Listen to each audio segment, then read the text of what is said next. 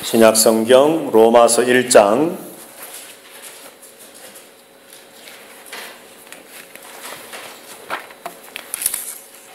1절부터 4절까지 말씀.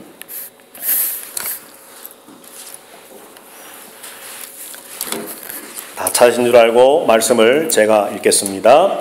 예수 그리스도의 종 바울은 사도로 부르심을 받아 하나님의 복음을 위하여 택정함을 입었으니 이 복음은 하나님이 선지자들을 통하여 그의 아들에 관하여 성경에 미리 약속하신 것이라. 그의 아들에 관하여 말하면 육신으로는 다윗의 혈통에서 나셨고 성결의 영으로는 죽은 자들 가운데서 부활하사 능력으로 하나님의 아들로 선포되셨으니 곧 우리 주 예수 그리스도시니라. 아멘. 오늘 봉독한 말씀으로 복음은 예수 그리스도라고 하는 제목을 함께 첫 번째 말씀을 나누려고 합니다. 우리 교회 절기에 보면 이제 성탄절 25일, 12월 25일 성탄절 전 4주 동안을 대림절 혹은 대강절이라고 지킵니다. 여기서 대자는 한자어로 기다릴 대자입니다. 기다릴. 림자는 임재한다 할 때에 오신다. 강자는 강림한다 하는 그런 뜻이고요. 그래서 예수님의 이 성탄, 성육신으로 오심을 기다리는 절기라고 해서 성탄절 전 4주, 오늘부터 해서 오늘과 다음 12월 첫째, 둘째, 셋째 주까지. 그래서 그 다음 주간이, 그 다음 이제 원래는 수요일이 이제 성탄절이 되지요. 그래서 이 대림절, 대강절을 지키는데 우리가 예수님의 이 성육신, 오심을, 성탄을 우리가 이제 맞이하는 성탄절 시전에 이 대강절 4주 동안 복음이 무엇인가 라고 하는 것을 이제 4번 우리가 한번 말씀을 나누어 보려고 합니다. 그래서 오늘 첫 번째 시간으로 복음은 예수 그리스도라고 하는 제목을 함께 말씀을 나누려고 합니다. 자, 여러분들 오늘 본문의 말씀에 보면 1절에 예수 그리스도의 종 바울은 사도로 부르심을 받아 하나님의 복음을 위하여 택정함을 입었다라고 말씀을 합니다. 복음, 말 그대로 복된 소식, 좋은 소식이죠. 굿뉴스, 가스펠입니다. 자, 그런데 일반적인 이런 것 말고 오늘 이제 로마서에서 도대체 복음이 무엇인가 라고 하는 것을 우리가 한번 발견하고 한번 나누어 보려고 합니다. 1절에 보면 복음을 하나님의 복음이라고 기록하고 있습니다. 하나님의 복음. 이 복음을 하나님의 복음이라고 말할 때 이 말씀 속에 담겨져 있는 의미가 있습니다. 그게 뭐냐 하면 복음은 하나님의 것이라는 겁니다. 하나님의 복음이라고 하는 소유격이니까 하나님의 복음이기 때문에 복음은 하나님의 소유, 하나님의 것이다 라고 하는 의미가 1차적으로 있는 것이고, 그리고 조금 더 넓게는 복음이 하나님께로부터 우리에게 주어졌다라고 하는 의미가 하나님의 복음이라고 하는 말 속에 담겨져 있다는 것이죠. 자, 여러분들 우리가 이 몸담고 있는 이 교회, 기독교, 흔히 말하는 종교적인 분류에 의해서 기독교라고 하는 이 기독교는 여러분들 사람이 만들어낸 어떤 사상의 산물이 아닙니다. 그죠? 누군가가 논리적으로, 과학적으로 아주 어떤 깊은 사고와 고심 끝에 만들어낸 어떤 사상 체계에 의해서 만들어진 어떤 철학이 아니라는 것이죠. 이 복음은 우리가 믿고 따르고 몸담고 있는 이 교회 공동체의 주체라고 할 수 있는, 우리가 편의상 기독교라고 부르고 있는 우리는, 이 종교는 그저 일반적인 종교와 사상과 어떤 철학이 아니라 하나님께로부터 온 복음이라고 성경은 우리에게 말씀을 해줍니다. 이것이 무슨 중요한 의미가 있느냐 하면 여타의 다른 종교들은 인간이 신으로, 구원으로, 영생으로 찾아서 올라가는 것이 여타의 다른 종교들이라고 한다면 성경에서 말씀하고 있는 이 기독교만이 하나님께서, 신이 인간에게 찾아오셔서 복음을 주시고 은혜를 주시고 믿음을 주시고 구원을 주셔서 여기에 동참하도록 우리를 이끌어 가시는 것, 출발부터가 다른 것이 바로 세상의 여타 종교들과 기독교, 복음의 차이점이라는 것입니다. 자, 그래서 복음할 때 우리가 먼저 기억해야 될 것은 복음은 하나님께로부터 우리에게 주어진 것이다 라고 하는 것을 우리가 먼저 기억하고 생각해야 할 필요가 있습니다. 자, 그러면 이 하나님의 복음이라고 1절에서 말씀한 다음에 2절에서 이렇게 말합니다. 이 복음은, 이제 복음을 본격적으로 사도 바울이 설명을 하려고 합니다. 그러면서 앞에 말했던 하나님의 복음이라고 했는데 그 하나님의 복음이 뭐냐? 2절과 3절, 4절 말씀에서 이제 자세하게 말씀을 하는데 2절에 보면 하나님이 선지자들을 통하여 그의 아들에 관하여 성경에 미리 약속하신 것이다 라고 말씀을 합니다. 복음이 뭐냐? 복음은 하나님의 아들에 관해 성경에 미리 약속하고 말씀하신 것이라고 오늘 2절이 우리에게 말씀을 합니다. 자, 여러분들 창세기 3장 15절 말씀에 보면 흔히 말하는 원복음, 원시복음이 기록되어 있습니다. 아담이 범죄하고 그리고 하와도 같이 범죄하고 그래서 하나님께서 아담과 하와에게, 뱀에게, 그리고 온 피조 세계에 하나님의 어떤 심판을, 하나님의 어떤 진노하심을 말씀하고 선포하실 때에 이제부터 여자의 후손이 뱀의 후손, 뱀의 머리를 아주 극심하게 상하게 깨 부숴버릴 것이고 뱀은 여자의 후손의 발꿈치를 약하게 상하게 할 것이다. 다시 말해서 뱀, 사탄의 세력이 하나님의 교회에 어느 정도 영향력을 미치고 끼치겠지만 그러나 그리스도, 여자의 후손 예수 그리스도 그리고 교회, 하나님의 구원의 공동체는 마침내 승리하게 될 것이다 라고 하는 이 복음의 내용을 창세기 3장 15절에서 말씀하면서 여자의 후손이라고 하는 말을 통해 장차 오시게 될 메시아 예수 그리스도를 이야기하고 그리고 그를 통해 탄생하게 될 교회 공동체를 말하고 그리고 완성되게 될 하나님의 구원을 창세기 3장 15절에서 말씀하고 있습니다. 자, 그런데 에베소 1장 4절 말씀에 보면 이 창세기 기록의 말씀보다도 에베소에서 사도 바울은 뭐라고 말씀하느냐 하면 창세전에 이 세상 만물이 창조되어지기 이전부터 하나님은 우리를 위한 구원과 우리에게 주실 믿음과 하나님의 모든 구속사의 플랜을, 계획을 이미 짜놓으셨다라고 말씀하고 있다는 것이죠.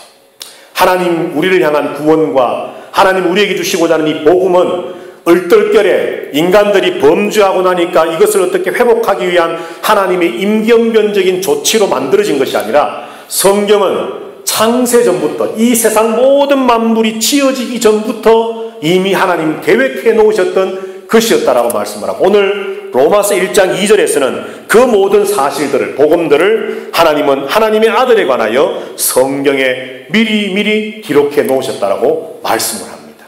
자, 그러면 하나님의 아들에 관한 것이 복음이라고 오늘 2절은 우리에게 말씀하지요.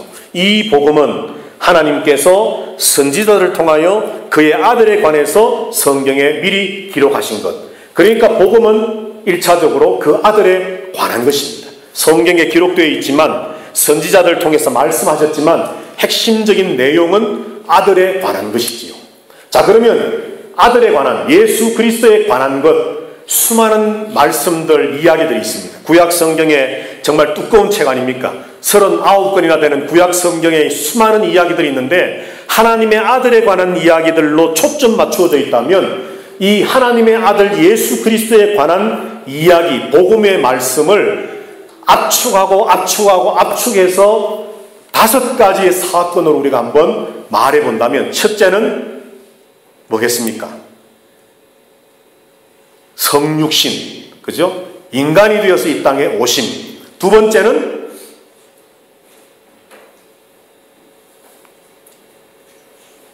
오늘 아침에 다들 식사들 안 하셨습니까? 두 번째는 십자가의 죽으심. 너무 겸손하셔서 다들. 세 번째는 죽음에서 부활하심. 네 번째는 승천하심. 그리고 마지막 5번째는 다시 오심, 재림하심. 성육신, 십자가, 부활, 승천, 재림. 이 5가지의 사건이 복음의 핵심적인 내용입니다.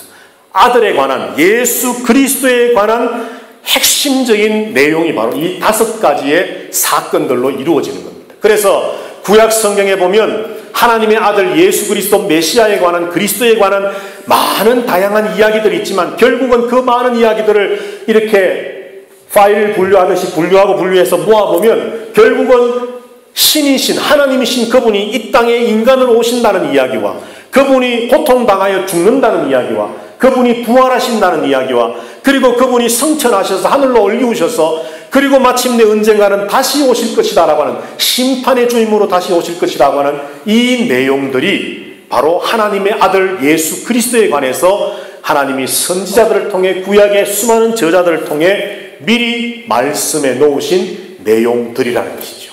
그런데 여기서 이 5가지 성육신, 십자가, 부활, 그리고 승천, 재림 이 5가지를 또 압축해서 하나로 한번 말해보라 그러면 뭐겠습니까, 여러분? 예수 그리스도. 예. 그러니까 이 모든 것들이 예수 그리스도의 일이신데 이 모든 것들을 하나의 사건이지 않습니까? 성육신, 십자가, 죽으심, 부활하심, 승천하심, 재림하심 이 모든 것들이 예수님이 이루시고 하셨던 사건들인 일들인데 이 모든 것들을 한마디로 한번 요약해 본다면 이렇게 표현할 수 있습니다. 한번 따라해 보십시다. 임마누엘. 예. 임마누엘입니다. 임마누엘. 한번 하십시다. 임마누엘. 하나님이 우리와 함께 하시는 겁니다. 왜 성육신이 필요하지요? 우리와 함께 하시기 위함입니다. 왜 십자가 죽으심이 필요하지요? 우리의 죄를 없애시고 우리와 함께 하시기 위함입니다. 왜 예수님 부활하셔야만 하지요? 우리의 의의 첫 열매가 되셔서 우리의 의의 보증이 되심으로 우리들을 의인 만드심으로 우리와 함께 하시기 위함입니다. 왜 성천하시고 왜 재림하실지요? 마침내 하나님이 우리 가운데 우리가 하나님 안에 거하는 완성된 하나님의 함께 하심의 완성을 이루기 위해서 승천과 재림이 필요한 것입니다. 이 모든 예수 그리스도의 사건들, 다시 말해서 복음의 사건들을 한마디로 요약하면 바로 임마누엘입니다. 마태복음 1장에서 그래서 말씀하지 않습니까? 예수님의 탄생을 이야기하면서 가브리엘 천사를 통해 이야기하면서 아들을 낳으리니 그 이름을 예수라 해라. 그 이름은 예수다라는 것을 가르쳐 주시고 그 이름을 임마누엘이라 하리니 하나님이 너희와 함께 계심이라고 말씀을 합니다. 예수님의 탄생을 알리면서 주신 2가지의 이름은 바로 예수 구원이라고 하는 이름과 임마누엘 함께 하신다라고 하는 이름을 주셨다는 거죠. 그래서 2절에서 이 복음은 하나님이 우리에게 주신 이 복음은 아들에 관한 것인데 그 아들에 관한 이야기가 뭐냐? 구약 때부터 창세기부터 지금까지 기록해 놓으신 그 많은 복음의 수많은 내용들, 예수님의 성육신, 그리고 부활, 십자가, 부활, 승천, 재림, 그리고 하나님의 함께 하심, 이것이 바로 복음이다라고 성경은 우리에게 말씀을 해줍니다. 오늘 이 시간에 예배하는 저와 여러분들 모두가 하나님의 함께 하심, 우리가 성탄절을 기다리면서 12월 25일 날 성탄절을 맞이하면서 캐롤송이 울려 퍼지고 트리가 막 반짝반짝 빛이 나고 온 세상 사람들이 이유도 모른 채 기뻐하고 즐거워하고 막 이렇게 흥분해하는 이 절기 속에 우리의 기쁨과 감사와 축하의 중심에는 하나님이 나와 함께하기 위하여 오셨구나라고 하는 이 사실로 말미암아 성탄의 기쁨과 감사와 축하가 우리 가운데 넘쳐나게 되기를 주님의 이름으로 축복합니다. 자, 2절 그리고 3절 4절 말씀해 보면 이제 또 복음의 핵심적인 내용 이제 이야기합니다. 5가지가 있었지만은 그 가운데 사도 바울은 성육신과 십자가의 죽으심과 부활하심에 관해서 말씀을 합니다. 3절 4절을 제가 다시 한번 읽겠습니다. 그의 아들에 관하여 말하면 육신으로는 다윗의 혈통에서 나셨고 성결의 영으로는 죽은 자들 가운데서 부활하사 능력으로 하나님의 아들로 선포되셨으니 곧 우리 주 예수 그리스도시니라. 자, 1절에서 하나님의 복음을 위하여 나는 택정받았다. 그 하나님의 복음이 뭐냐? 2절에 넘어오면서 이 복음은 그 아들에 관한 것이다. 3절에 넘어오면서 그 아들에 관해서는 뭐냐? 바로 육신으로 이 땅에 나셨고 십자가에 죽으셨고 부활하신 것이다. 그런데 그분이 누구냐? 예수 그리스도다. 자, 중간에 있는 거 싹 괄호 안으로 넣고 1절에 하나님의 복음은 4절 제일 마지막에 있는 예수 그리스도와 연결해 보면 곧 뭐가 되겠습니까? 복음은 예수 그리스도다라고 하는 것입니다. 그런데 예수 그리스도의 하신 일들 중에서 오늘 바울은 이 3절에서 성육신, 4절에서 십자가의 죽음과 부활을 우리에게 말씀해 주고 있습니다. 복음은 예수 그리스도입니다, 여러분. 믿으십니까? 복음은 절대 그 어떤 것이 아닙니다. 그 무엇으로도 구원이 없고 그 무엇을 믿어서도 안 되고 그 무엇 다른 것도 은혜가 아니고 오직 예수 그리스도가 은혜고 예수 그리스도가 믿음의 대상이고 예수 그리스도가 구원이고 예수 그리스도가 교회이고 예수 그리스도가 하나님의 나라고 예수 그리스도가 구원의 완성입니다. 그래서 예수 그리스도가 복음이십니다. 자, 묻겠습니다, 여러분. 저와 여러분들의 인생의 가장 근본적이고 기초적인 삶의 문제가 뭐라고 생각하십니까? 여러분들 살아가는 가운데 여러분들이 늘 고민하고 힘들어하고 때로는 괴로워하고 아파하는 삶의 문제가 뭘까요?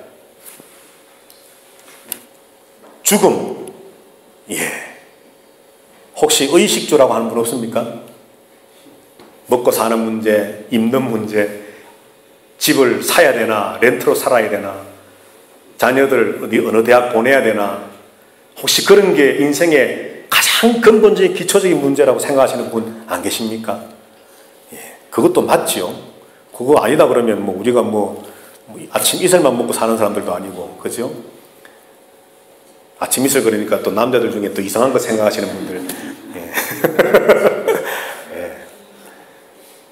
자, 여러분들. 우리 인생의 근본적인 문제는 방금 정집사님, 정성재 집사님 말씀하신 것처럼 죄와 죽음의 문제입니다. 죄와 죽음의 문제. 먹고 사는 문제, 무엇을 먹느냐, 마시느냐, 입느냐, 어떻게 건강하게 살아가느냐, 사실 이것도 우리의 문제입니다. 그런데 그런 문제가 왜 생겼습니까, 여러분? 바로 죄 때문에 온 거거든요. 죄 때문에. 그죠? 죄로 말미암아 우리가 그 외에 또 다른 문제들이 다 오게 된 겁니다. 그렇기 때문에 인생의 가장 근본적인 기초적인 문제는 바로 죄와 멸망, 사망, 이 사탄과의 영적 전쟁의 문제입니다. 자, 그러면 또 한번 묻겠습니다. 이 죄와 죽음의 근본적인 문제를 해결할 수 있는 유일한 방법이 하나 있는데 뭐겠습니까? 예. 예수 그리스도입니다. The answer is 예수, 지저스입니다. 대답은 오직 예수 그리스도밖에 없습니다. 오늘 이것을 이야기하려고 합니다. 여러분, 어떠한 문제가, 우리의 죄의 문제가, 사망의 문제가, 영적 전쟁의 문제가 아무리 깊고 크고 두렵게 보인다 할지라도 그 모든 문제를 해결하신 분이 예수 그리스도이십니다. 어떻게 그가 해결하셨습니까? 바로 2절, 3절 말씀에 보니까 그가 육신으로 하면 다윗의 혈통으로 나셨고 라고 말합니다. 다시 말해서 그가 성육신하셔서 인간이 되셨고 라고 말씀합니다. 왜 예수 하나님이신 그분께서 인간이 되신 것이 왜 그렇게 중요한가? 여기에 두 가지 의미가 있습니다. 첫 번째, 예수님은 전에도 한번 말씀드렸지만 예수님은 참 완전한 하나님이시면서 그는 완전한 인간이십니다. 믿으십니까, 여러분? 우리의 희생 제물, 대속 제물이 되기 위해서는 우리와 똑같은 인간이 되어야 됩니다. 인간의 탈을 쓴 어떤 존재가 아니라 속은 다르면서 인간의 거죽만 입고 오는 어떤 그런 존재가 아니라 우리와 똑같이 세포 하나, 신경 하나, 핏줄 하나, 우리의 모든 인간의 형상 존재와 똑같은 인간이 되어야만 우리의 희생제물이 될 수 있는. 그래서 예수님은 다윗의 혈통을 따라 인간이 되어 이 땅에 오셔야만 합니다. 또 한 가지 중요한 것이 뭐냐면 그러면서 동시에 그분은 뭐가 없어야 된다? 죄가 없어야만 합니다. 우리와 똑같은 인간이면서 우리와 똑같이 죄까지 있으면 희생제물 될 자격이 없습니다. 그러나 그분은 성육신에서 인간이 되어 이 땅에 오셨지만 그래서 똑같은 우리와 완전한 똑같은 인간이 되어 오셨지만 그분에게는 죄 없는, 죄 없으심, 그래서 그분은 우리의 희생제물 되기에 완전하심, 이 일을 위해서 예수님은 인간이 되어 오실 필요가 있다는 거죠. 이것이 바로 복음의 첫 출발입니다. 아니 도대체 하나님께서 말씀으로 하시지, 하나님께서 어떤 기적의 능력 행함을 통해 우리를 그냥 구원해 주시지 라고 우리는 단순히 생각할 수 있지만 하나님은 하나님이 말씀하신 것을 자기 스스로 지켜나가시는 분이기 때문에 하나님께서는 죄사함을 위하여 피 흘림이 있어야 되고 죄 사함을 위해서 누군가의 희생이 있어야만 그 죄의 용서함이 있다는 것을 정해 놓으셨기 때문에 자신의 말한 것을 자신 스스로가 지켜야 할 책임과 의무를 자신에게 지우시는 분이기 때문에 이것을 위해서 예수님을 인간 되게 하심으로 이 땅에 오게 하심으로 복음의 첫 출발을 내딛게 하셨다는 것이죠. 그리고 그가 이 땅에 오셔서 십자가에 죽으시고 십자가에 죽으신 지 사흘 만에 다시 부활하셨습니다. 우리 다 같이 로마서 4장으로 가셔서 한번 4장 24절 25절 다 같이 읽습니다. 시작. 의로 여기심을 받을 우리도 위함이니 곧 예수 우리 주를 죽은 자 가운데서 살리신 이를 믿는 자니라. 예수는 우리가 범죄한 것 때문에 내어줌이 되고 또한 우리를 의롭다 하시기 위하여 살아가셨느니라. 아멘.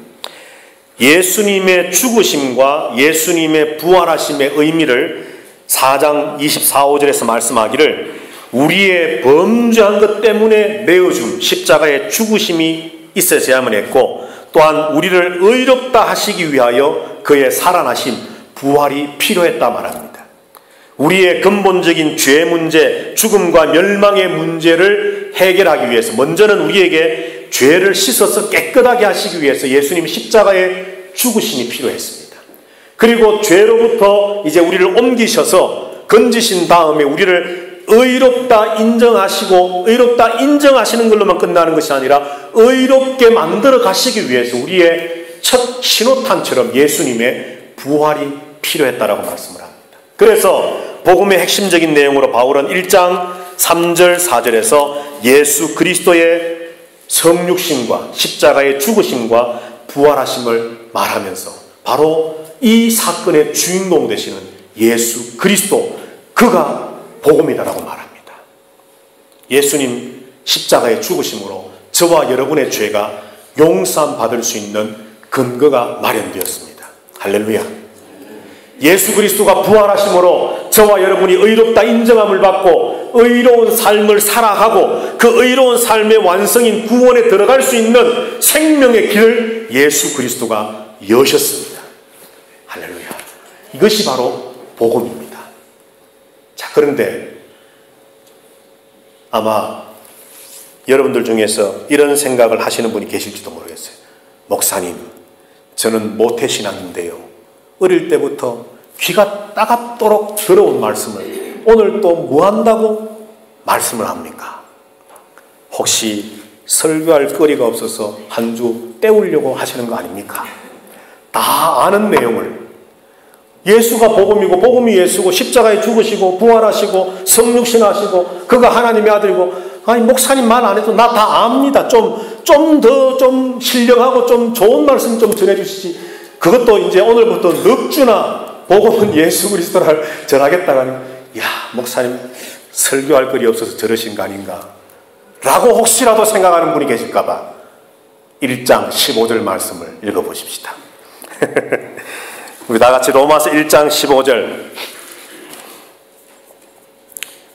다 같이 한번 읽습니다. 시작. 그러므로 나는 할 수 있는 대로 로마에 있는 너희에게도 복음 전하기를 원하노라. 아멘. 그러므로 나는 할 수 있는 대로 간절하게 최선을 다해 내 생명을 다 바쳐서 로마에 있는 너희에게, 성도들에게 복음 전하기를 원하노라. 여러분, 지금 로마서가 기록될 당시에 로마에 교회가 있었을까요? 없었을까요? 있었습니다. 그러면 로마서를 독자들이, 로마에 있는 성도들이 받아서 읽게 될 때에 한 주 전이나 한 달 전에 교회가 세워졌을까요? 아닙니다. 약 20년 전에 이미 교회가 세워졌습니다. 다시 말해서 설립 20주년을 맞이하는 교회입니다. 그런 교회 성도들에게 바울이 편지를 써서 보낼 때에 내가 할 수 있는 대로, 내가 생명을 다하여 나의 최선을 다하여 로마에 있는 너희들에게, 성도들 여러분들에게 내가 복음 전하기를 원합니다. 예수 그리스도를 모르는 불신자들이 아니라, 예수를 지난주부터 믿기 시작한 초신자들이 아니라, 어쩌면 20년이 되어서 그 안에는 장로도 있을 수 있고 권사도 있을 수 있고 안수집사도 있을 수 있고 어쩌면은 정말 태어날 때부터 예수를 믿기 시작한 어떤 청소년 아이들도 있을 수 있을 것이고 정말 복음의 내용에 대해서는 그 누구보다도 너무나도 잘 알고 있을 수 있는 로마에 있는 20년 묵은 교인들에게 내가 할 수 있으면 최선을 다하여 여러분들에게 복음 전하기를 원합니다. 이 말이 뭡니까 여러분? 복음은 항상 들어야만 하는 겁니다. 내가 들어서 알고 있기 때문에 목사님 그거 말고요. 압니다. 그거 말고 요한계시록에 나오는 용이 뭡니까? 그 무저갱에서 짐승들이 올라온다는데 그게 뭐지요? 좀 그런 신비한 거 좀 가르쳐 주시지. 복음은 예수다. 아는 이야기 좀 하지 마시고. 아닙니다 여러분. 복음은 우리가 죽을 때까지 들어야 할 것입니다. 복음은 우리가 죽을 때까지 전하고 선포해야 될 것입니다. 사실 지금 4주의 설교 플랜을 제가 짜면서 이제 본문들을 찾고 아웃라인을 하고 이제 어느 정도 골격들을 맞추면서 막 제 안에 뜨거움이 일어납니다.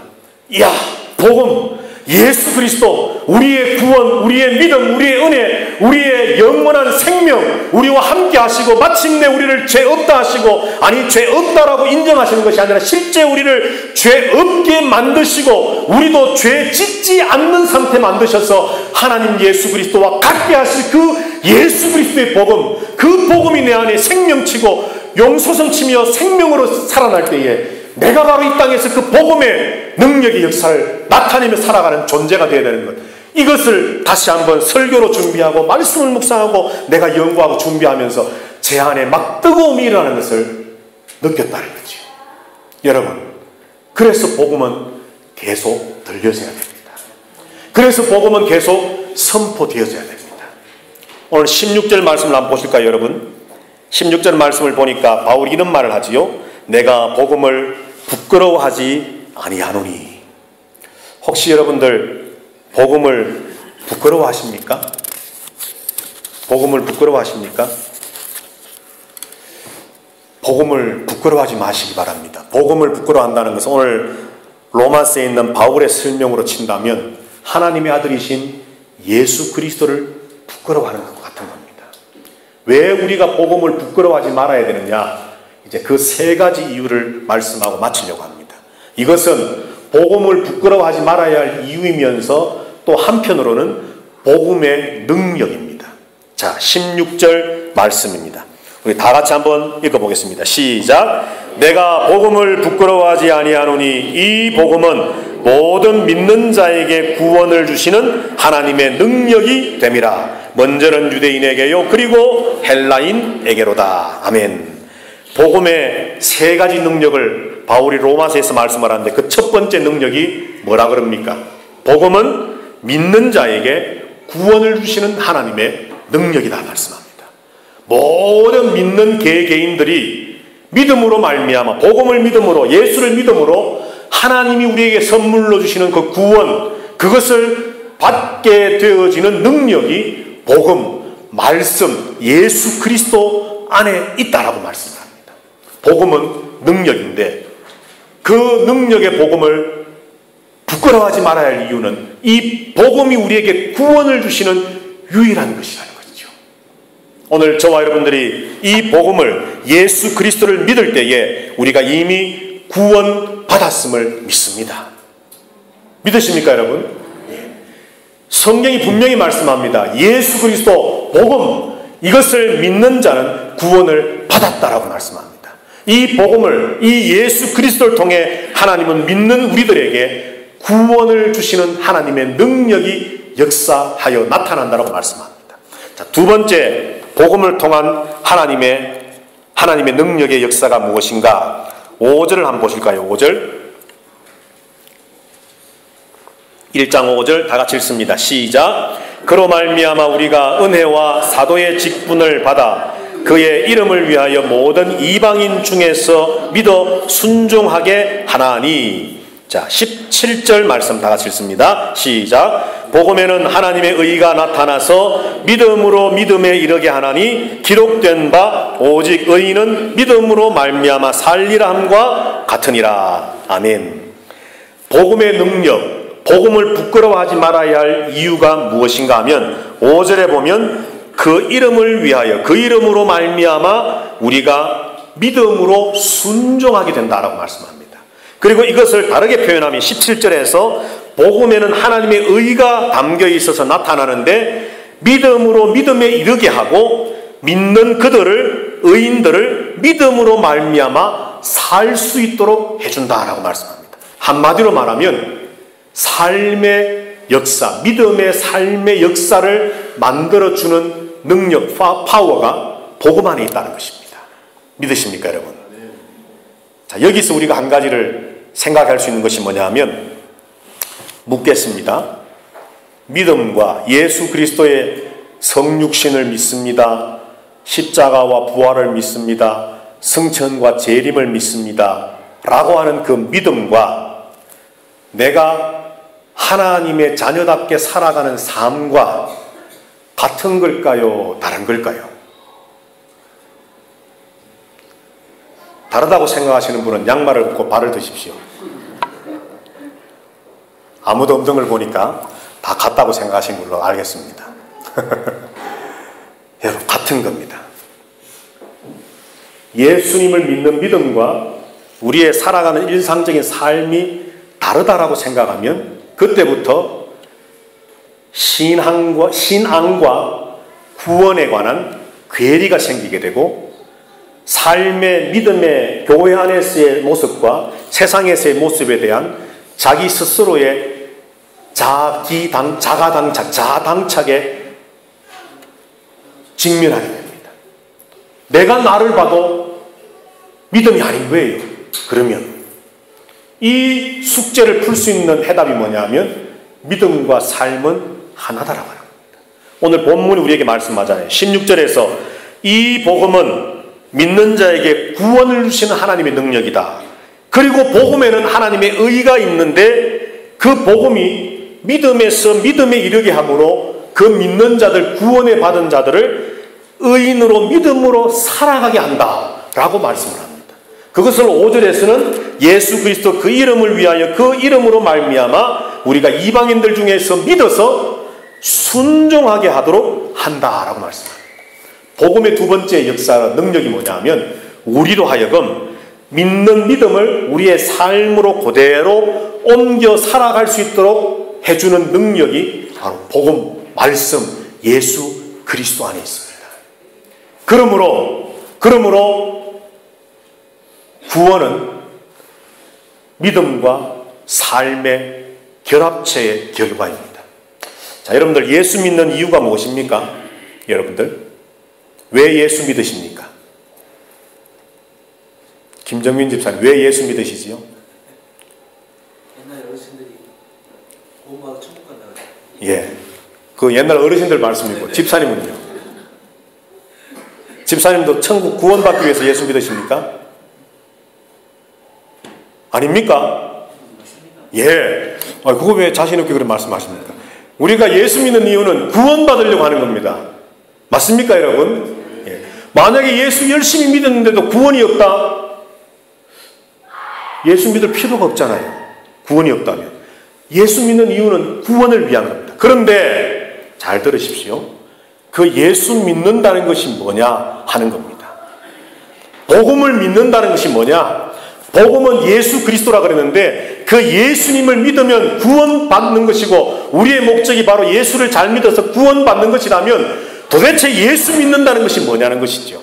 오늘 복음의 능력으로 설명을 해본다면 예수 믿는다는 것은 바로 예수님의 성육신, 십자가, 부활, 승천, 재림을 믿으면서 동시에 그 믿는 믿음을 우리의 삶으로 의인은 믿음으로 말미암아 살리라 선포했던 것처럼 삶으로 그 믿음을 보이고 나타내고 선포하고 살아가는 복음의 능력이 우리 가운데 나타나는 것, 이것이 바로 예수 믿는 것입니다. 주님 믿습니다 입으로 하는 것, 예수 믿는 것 다 아닙니다. 여러분. 예수님이 이 땅에 인간이 되어서 오신 것을 나는 압니다. 고백합니다. 아멘. 예수 믿는 100%가 아닙니다. 예수가 나를 위해 십자가에 죽으셨습니다. 나의 의를 위해 부활하셨습니다. 그리고 승천하셨고 재림하실 것입니다. 모든 인류의 역사를 마감하시고 심판하시고 영원한 생명의 세계를 세우실 것입니다. 할렐루야, 아멘. 믿습니다. 이것만이 믿음의 전체가 아니라는 겁니다. 믿음의 전체는 그 믿음으로 의인은 살아야 됩니다. 내가 가지고 있는 예수 그리스도의 십자가에 대한 믿음을 내 삶 속에 나도 순교자적인 삶을 통해 살아가야 됩니다. 그것이 믿는 것입니다. 예수가 부활하심으로 내게 의를 주셨다면 내 삶을 통해 예수의 의를 나타내며 살아가는 것, 이것이 믿음은, 의인은 믿음으로 말미암아 살리라고 하는 복음의 능력을 나타내는 믿는 모습입니다. 이런 믿음의 출발과 살아가는 삶의 모습이 있을 때에 그 믿는 자에게 구원이 있습니다. 우리는 바로 그 구원을 바라보며 예수님을 믿었고 복음을 믿었고, 그리고 우리가 믿을 때에 우리를 의롭다 인정해 주신 그 하나님의 은혜에 힘입어 의인 되어져서 의로운 사람이 되어져서 지금 여기서 의인으로 믿음으로 살아가는 것입니다. 이것이 복음의 능력입니다. 저와 여러분들 안에 복음이 있다면 이런 삶이 반드시 나타나야만 합니다. 그렇지 않습니까, 여러분? 밭을 심었는데 콩이 날 수 있습니까? 아니잖아요. 옥수수를 심었는데 보리가 날 수 있습니까? 아니잖아요. 무언가를 심었다면, 복음을 심었다면 그 복음이 나타나야 합니다. 우리의 삶을 통해, 우리의 생각, 우리의 말, 우리의 행동, 우리의 모든 전인격을 통해 복음이 능력으로 나타나야 됩니다. 이것이 믿는 것이고, 이 사람에게 주어지는 것이 구원의 능력이요 은혜입니다. 세 번째로 로마서에서 하나님 바울을 통해 말씀하는 복음의 능력, 우리가 복음을 부끄러워하지 말아야 할 이유가 뭐냐, 이제 저 뒤편으로 가서 15장입니다. 15장 16절 말씀,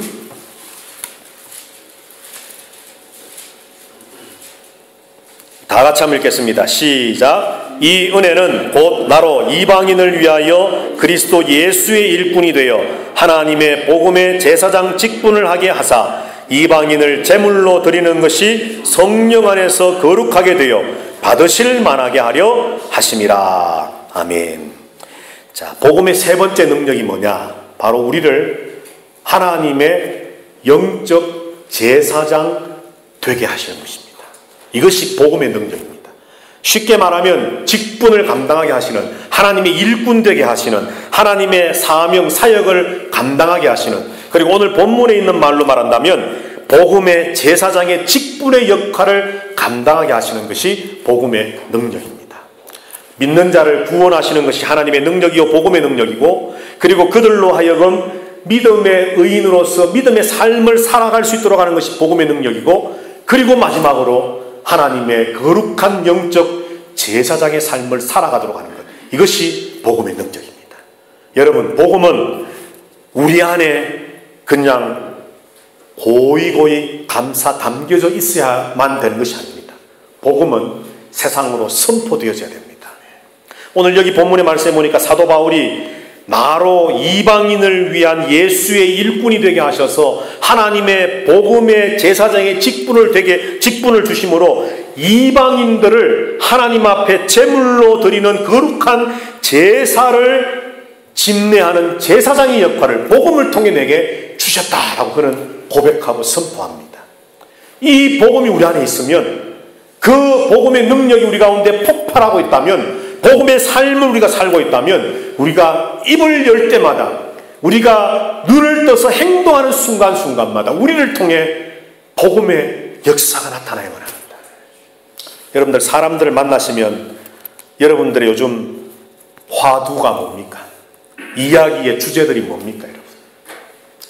뭐 아무개 연예인이 뭐 이혼했다더라, 뭐 누가 뭐 어떻게 했다더라, 저떻게 했다더라.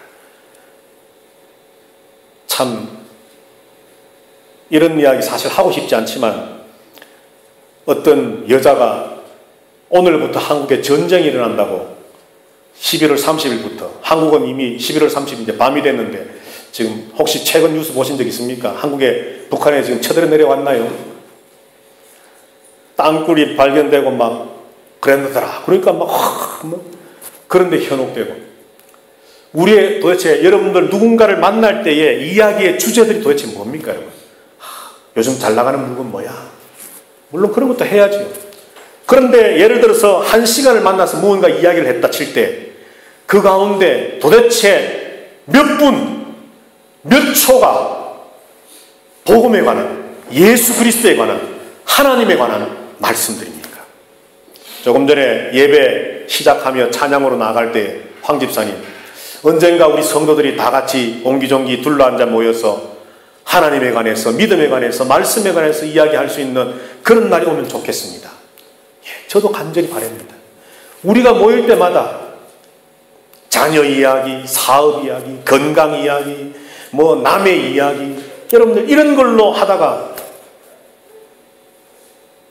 그냥 우리의 모임이 파해진다면, 끝이 난다면 도대체 예수 믿는다는 증거가 도대체 뭡니까? 우리들을 통해서 우리가 모일 때마다 구원의 감격을 나누고 우리가 모일 때마다 내 안에 계시는 예수 그리스도 복음에 대한 간정이 넘치고 우리가 모일 때마다 어떻게 하면 이 복음의 폭발적인 어떤 능력들이 우리를 통해 세상에 선포되고 전파되어서 그 이방인들을 하나님 앞에 제물로 드림과 같이 그들을 하나님의 나라에 세우고 구원의 자리에 세울 수 있을까를 함께 고민하고 함께 머리를 맞대고 의논을 나누고 그래서 어떻게 하면 우리 아름다운 교회가 정말 영적 부흥의 역사, 하나님의 구원과 하나님 나라 완성의 그 역사에 참여하는 복음 전파의 일들을 감당하는 교회 될 것인가에 대한 고민들을 서로 나누는 그런 대화의 주제가 있어진다면 얼마나 그야말로 아름답겠습니까? 오늘 바울은 복음은 능력인데 그 복음이 우리를 믿어 구원하게 만들어주고 그 복음이 우리를 의인으로 믿음으로 살아가게 만들고 그리고 그 복음이 내 안에 있으므로 내가 믿지 않는 저 이방인들을 볼 때마다 불쌍히 여기는 마음도 긍휼히 여기는 마음과 그들이 아직도 구원받지 못한 것에 대한 안타까움 때문에 그들에게 복음을 전해 그들을 하나님 앞에 제물로 다시 말해 하나님의 자녀가 되도록 하는 일에 내가 뜨거움을 견디지 못하겠다고 고백할 수 있었다면 오늘 이 복음의 능력과 역사가 우리에게도 있게 되기를 바랍니다. 묻습니다. 예수 그리스도를 믿으십니까? 여러분 안에 예수 그리스도가 계십니까? 그렇다면 복음의 능력들이 우리 안에 있음을 믿으시기 바랍니다. 그래서 오늘부터 구원의 능력, 그리고 삶의 능력, 그리고 복음 증거의 능력, 이것이 바로 교회의 정체성의 가장 중요한 것인데 이런 복음의 능력들이 저와 여러분을 통해 나타나므로 성탄의 시절에 그저 의미도 모른 채 세상이 흥청망청 연말을 즐기는 이 시대 속에 정말 왜 성탄절이 기쁨인지 즐거움인지 감사인지 축하해야 할 일인지 복음은 예수 그리스도 구원과 구원의 삶과 복음의 증거의 삶 하나님이 우리와 함께 하심에 대한 이 감격으로 말미암아 이 성탄을 대강할 수 있는 그런 아름다운 교회 성도들 모두가 되시기를 주님의 이름으로 축복합니다. 기도하십시오.